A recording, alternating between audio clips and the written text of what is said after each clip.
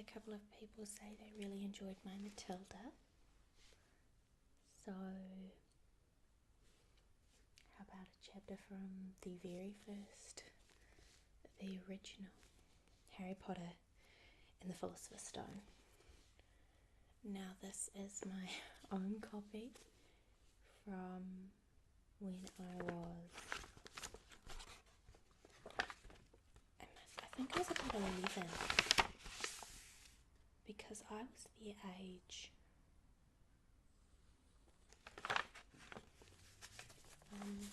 and you can tell because I wrote underneath J.K. Rowling, because I wanted to be able to write like that. It doesn't look the same.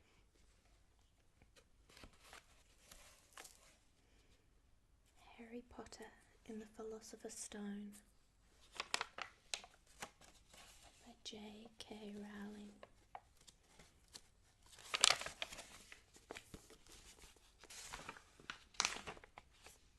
The Boy Who Lived. Mr. and Mrs. Dursley of number 4 Privet Drive were proud to say they were perfectly normal, thank you very much. They were the last people you'd expect to be involved in anything strange or mysterious, because they just didn't hold with such nonsense. Mr. Dursley was the director of a firm called Grunnings, which made drills. He was a big, beefy man with hardly any neck, although he did have a very large moustache. Mrs. Dursley was thin and blonde and had nearly twice the usual amount of neck, which came in very useful as she spent so much of her time craning over garden fences, spying on neighbours. The Dursleys had a small son called Dudley, and in their opinion, there was no finer boy anywhere. The Dursleys had everything they wanted, but they also had a secret, and their greatest fear was that somebody would discover it. They didn't think they could bear it if anyone found out about the Potters. Mrs. Potter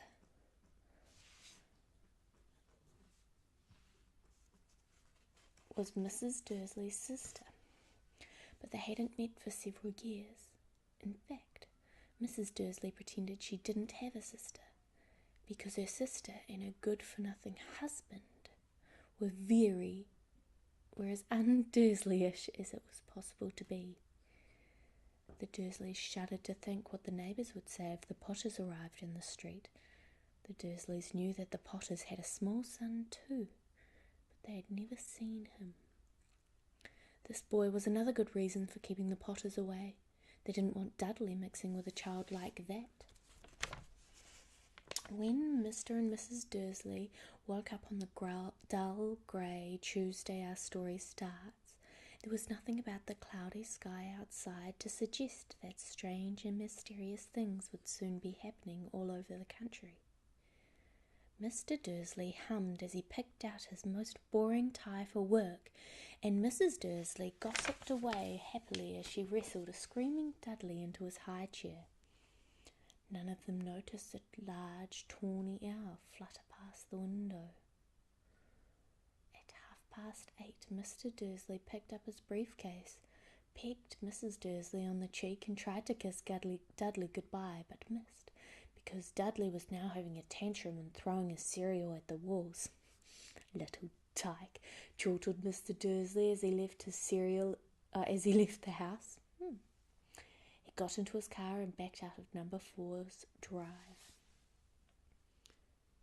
It was on the corner of the street that he noticed the first sign of something peculiar. A cat reading a map. For a second, Mr. Dursley didn't realize what he had seen. Then he jerked his head around to look again. There was a tabby cat standing on the corner of Privet Drive, but there wasn't a map in sight. What could have he been thinking? It must have been a trick of the light. Mr. Dursley blinked and stared at the cat. It stared back. As Mr. Dursley drove around the corner and up the road, he watched the cat in his mirror. It It was now reading the sign that said Privet Drive. No, looking at the sign. Cats couldn't read maps or signs. Mr. Dursley gave himself a little shake and put the cat out of his mind. As he drove towards the town, he thought of nothing except a large order of drills he was hoping to get in that day. But on the edge of town, drills were driven out of his mind by something else. As he sat in the usual morning traffic jam, he couldn't help noticing that there seemed to be a lot of strangely dressed people about. People in cloaks. Mr. Dursley couldn't bear people who dressed in funny clothes.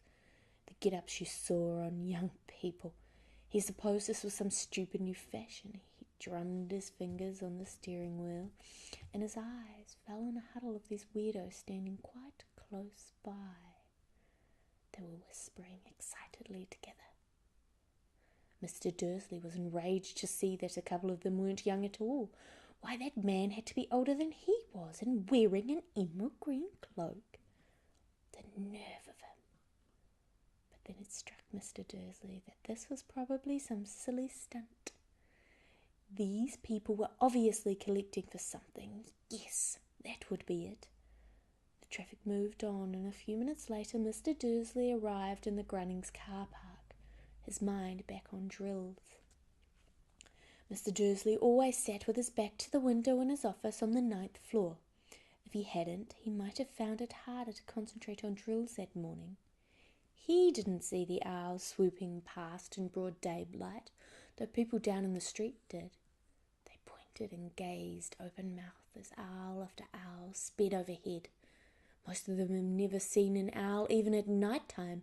Mr. Dursley, however, had a perfectly normal owl-free morning. He yelled at 5 different people. He made several important telephone calls and shouted a bit more. He was in a very good mood until lunchtime, when he thought he'd stretch his legs and walk across the road to buy himself a bun from the baker's opposite.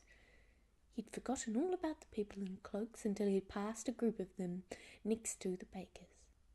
He eyed them angrily as he passed. He didn't know why, but they made him uneasy. Sot were whispering excitedly too. He couldn't see a single collecting tin.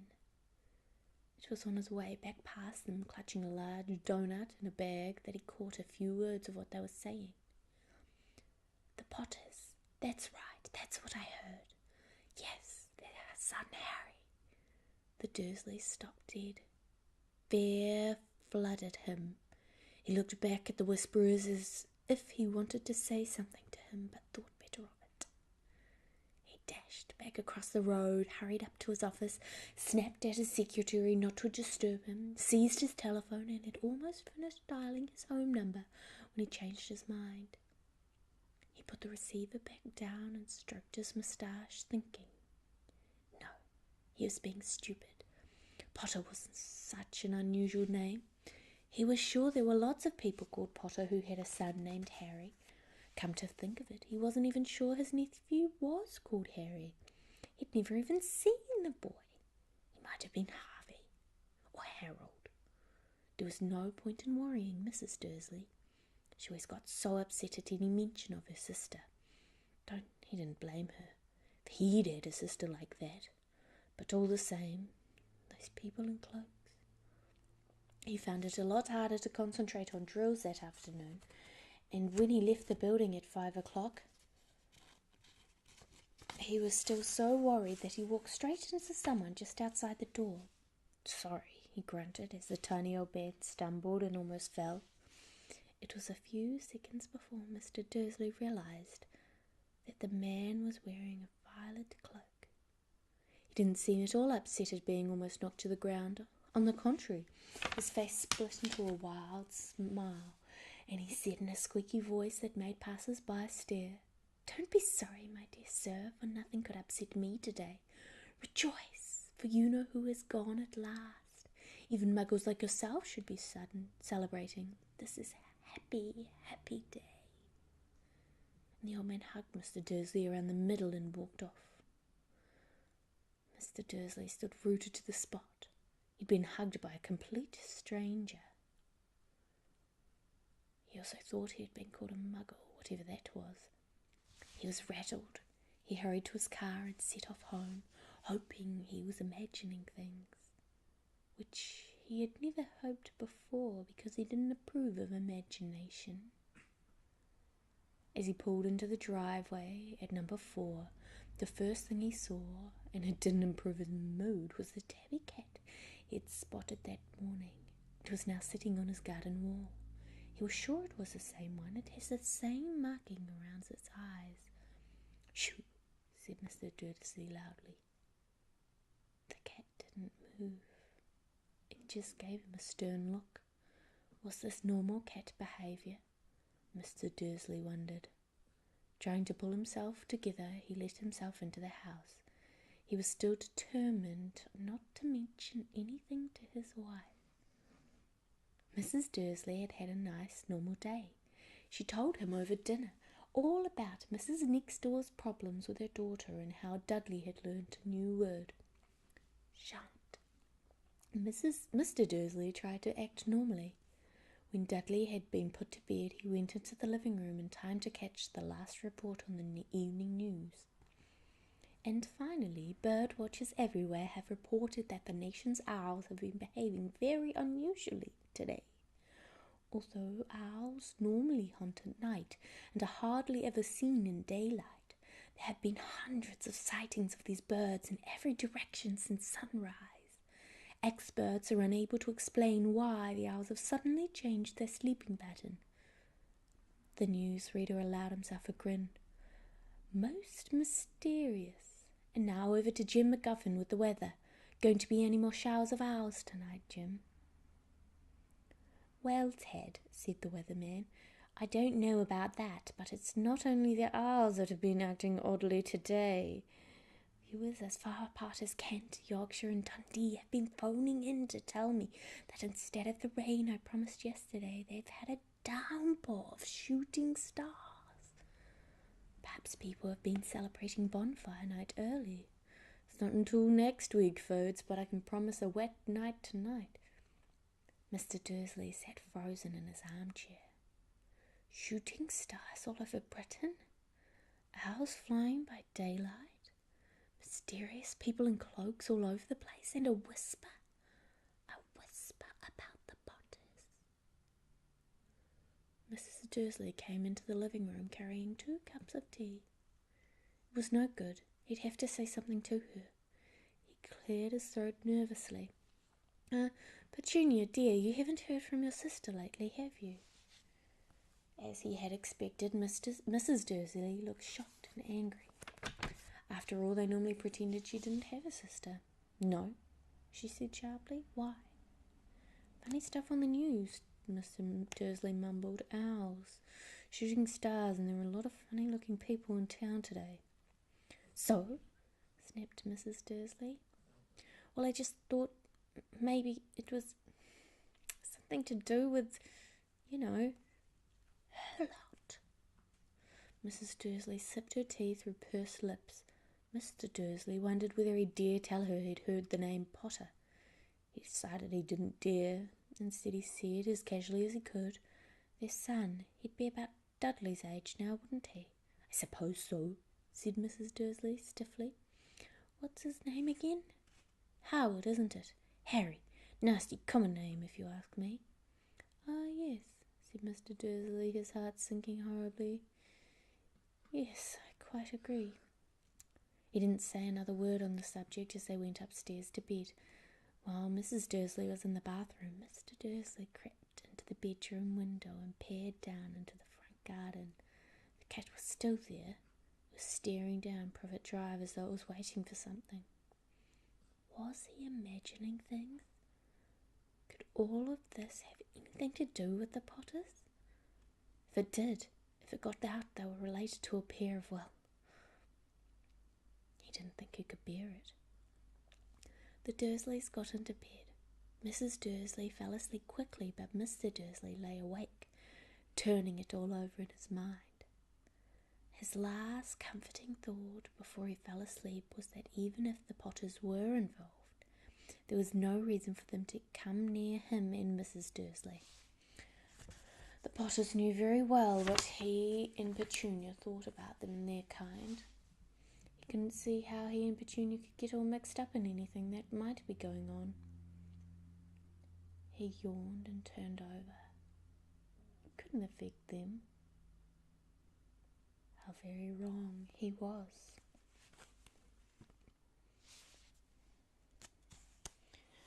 Mr. Dursley might have been drifting off into an uneasy sleep, but the cat on the wall outside was showing no signs of sleepiness. It was sitting as still as a statue, its eyes fixed unblinkingly on the far corner of Privet Drive. It didn't so much as quiver when a car door slammed in the next street, nor when 2 owls swooped overhead. In fact, it was nearly midnight before the cat moved at all. A man appeared on the corner the cat had been watching, appeared so suddenly and so silently, you'd have thought he'd just popped out of the crowd. The cat's tail twitched and its eyes narrowed. Nothing like this man had ever been seen in Privet Drive.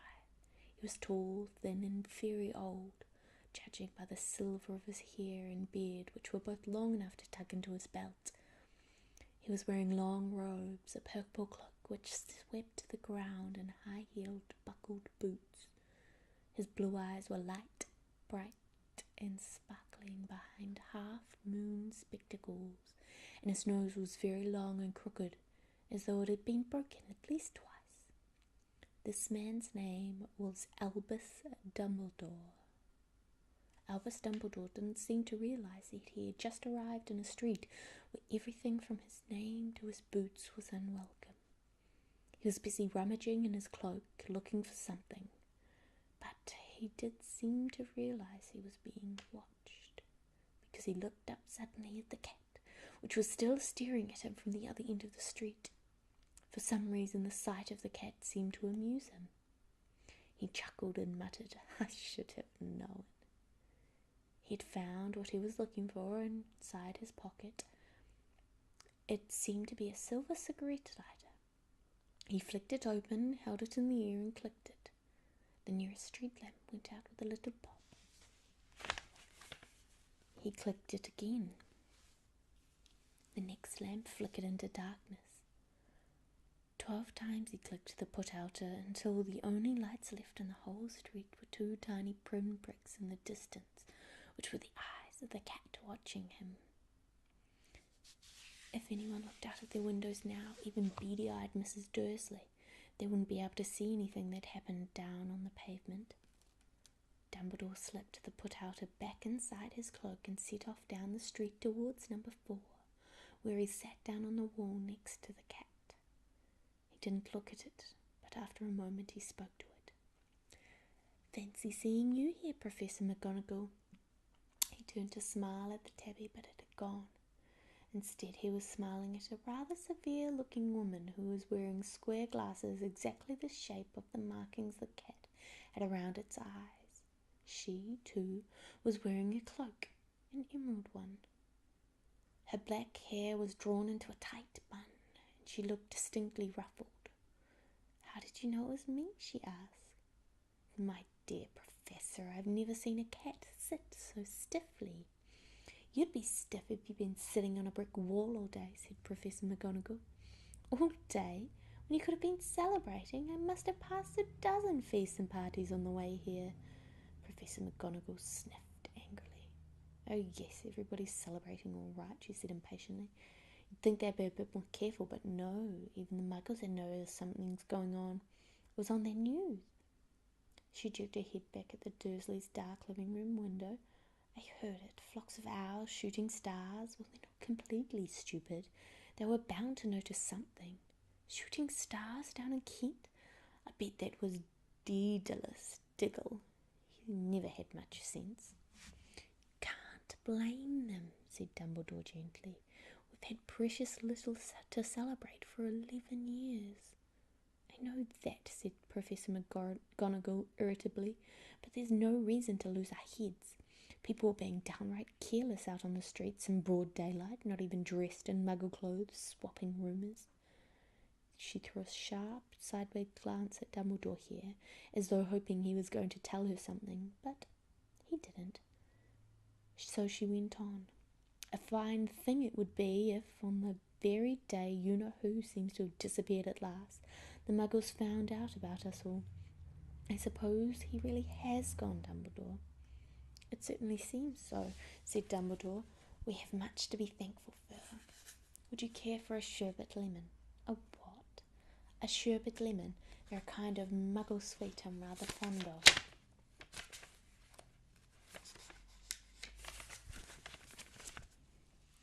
No, thank you, said Professor McGonagall coldly, as though she didn't think this was the moment for sherbet lemons.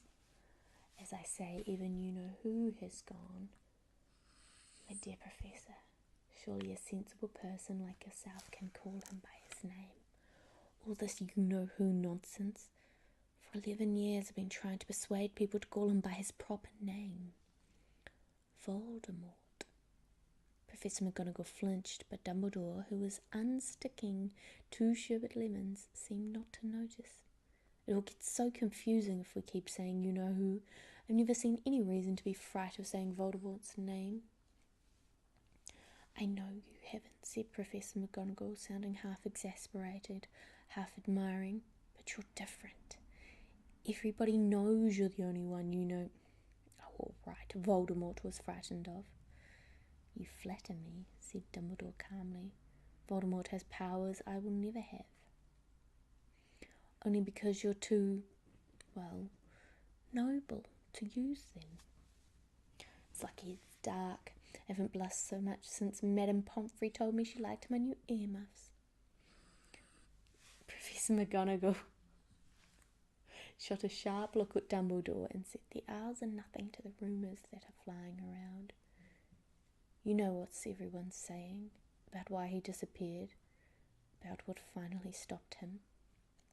It seemed that Professor McGonagall had reached the point she was most anxious to discuss. The real reason she had been waiting on the cold, hard wall all day. For neither as a cat nor as a woman had she fixed Dumbledore with such a piercing stare as she did now. It was plain that whatever everyone was saying, she was not going to believe until Dumbledore told her it was true. Dumbledore, however, was choosing another sherbet lemon and did not answer. What they're saying, she pressed on, is that last night Voldemort turned up in Godric's Hollow. He went to find the Potters. The rumour is that Lily and James Potter that they're dead. Dumbledore bowed his head. Professor McGonagall gasped. Lily and James. I can't believe it. I didn't want to believe it. Ah, Albus. Dumbledore reached out and patted her on the shoulder. I know, he said heavily. Professor McGonagall's voice trembled as she went on. That's not all. They're saying he tried to kill the Potter's son, Harry, but he couldn't. He couldn't kill that little boy. No one knows why or how, but they're saying that when he couldn't kill Harry Potter, Voldemort's power somehow broke. And that's why he's gone. Dumbledore nodded glumly. It's true? Faltered Professor McGonagall. After all he's done, after all the people he's killed, he couldn't kill a little boy? It's just astounding.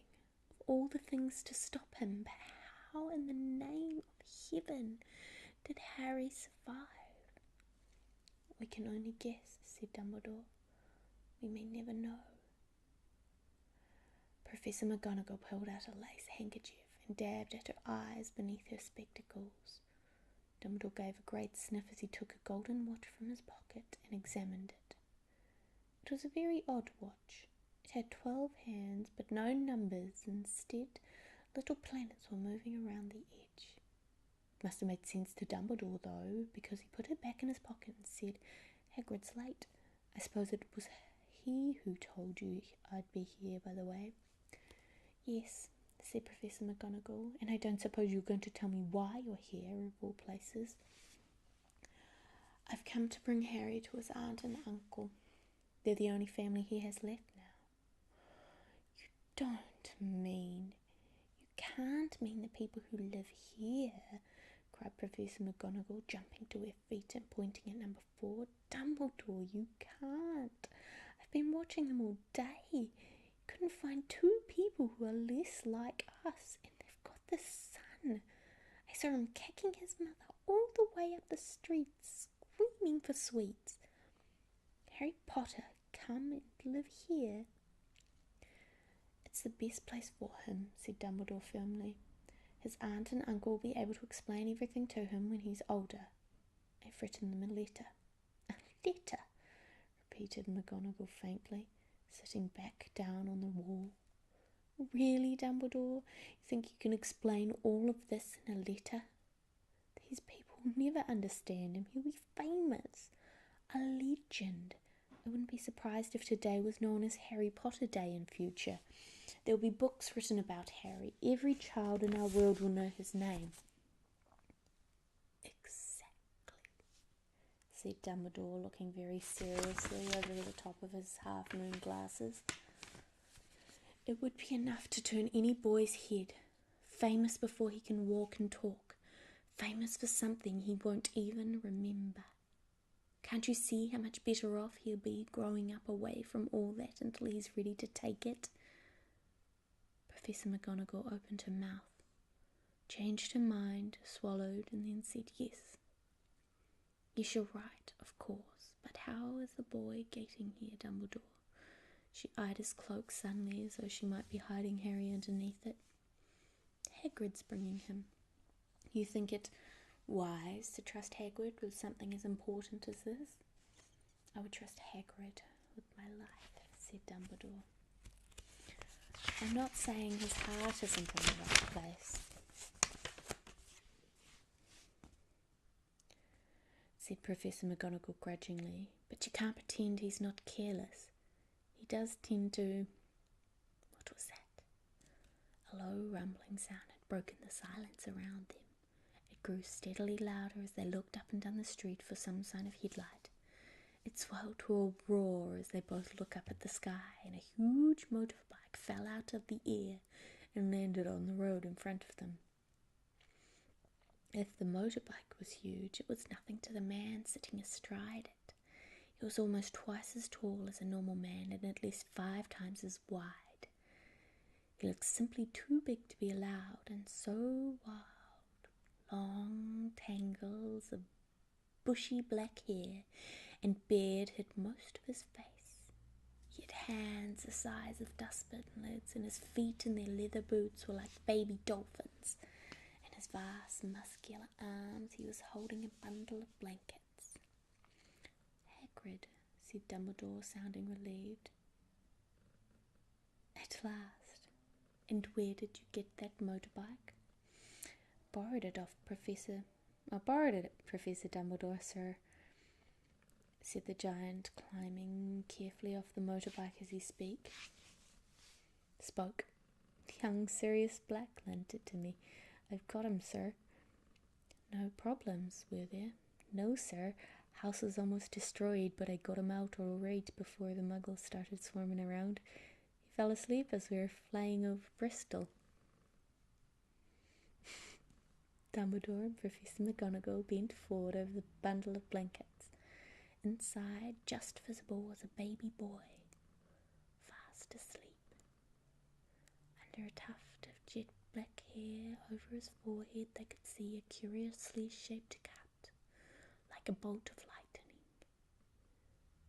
Is that where? Whispered Professor McGonagall.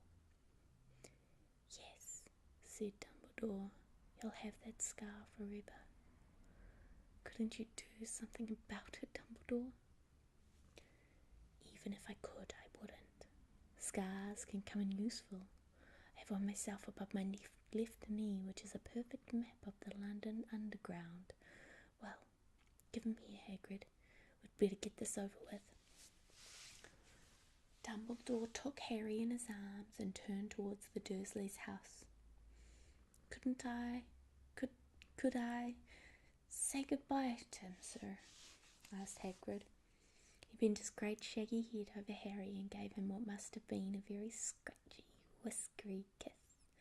Then suddenly Hagrid let out a howl like a wounded dog. hissed Professor McGonagall. "You'll wake the muggles." "Sorry," sobbed Hagrid, taking a large spotted handkerchief and burying his face in it. "But I can't stand it. Lily and James dead, and poor little Harry all off to live with the muggles." Yes, it's all very sad, but get a grip on yourself. Hagrid will be found," Professor McGonagall whispered, patting Hagrid gingerly on the arm as Dumbledore stepped over the low garden wall and walked to the front door. He laid Harry gently on the doorstep, took a letter out of his cloak, tucked it inside Harry's blankets, and then came back to the other two. For a full minute the three of them stood and looked at the little bundle. Hagrid's shoulders shook.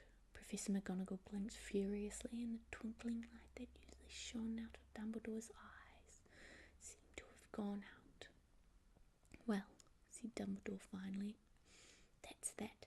We've no business staying here. We may as well go and join the celebrations." "Yeah," said Hagrid in a very muffled voice. "I'll be taking Sirius's bike back." "Good night, Professor McGonagall." "Professor Dumbledore, sir." Wiping his streaming eyes on his jacket sleeve, Hagrid swung himself onto the motorbike and kicked the engine into life. With a roar it rose off into the air and into the night. "I shall see you soon, I expect, Professor McGonagall," said Dumbledore, nodding to her. Professor McGonagall blew her nose in reply. Dumbledore turned and walked back down the street. On the corner he stopped and took out the silver put-outer. He clicked it once, and 12 balls of light sped back into the street lamps so that Privet Drive glowed suddenly orange, and he could make out a tabby cat slinking around the corner at the other end of the street. He could just see the bundle of blankets on the step of number 4. "Good luck, Harry," he murmured. He turned on his heel, and with a swish his cloak was gone. A breeze ruffled the neat edges of Privet Drive, which lay silent and tidy under the inky sky, the very last place you would expect astonishing things to happen. Harry Potter rolled over inside his blankets without waking up. One small hand closed on the letter beside him, and he slept on, not knowing he was special, not knowing he was famous, not knowing he would be woken in a few hours' time by Mrs. Dursley's scream as she opened the front door to put out the milk bottles, nor that he would spend the next few weeks being prodded and pinched by his cousin Dudley. He couldn't know that at this very moment people meeting in secret all over the country were holding up their glasses and saying, in hushed voices, "To Harry Potter, the boy who lived."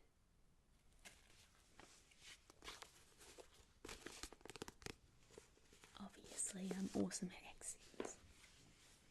Thanks for joining me today, and if you want to leave me a message or want me to do something for you, feel free.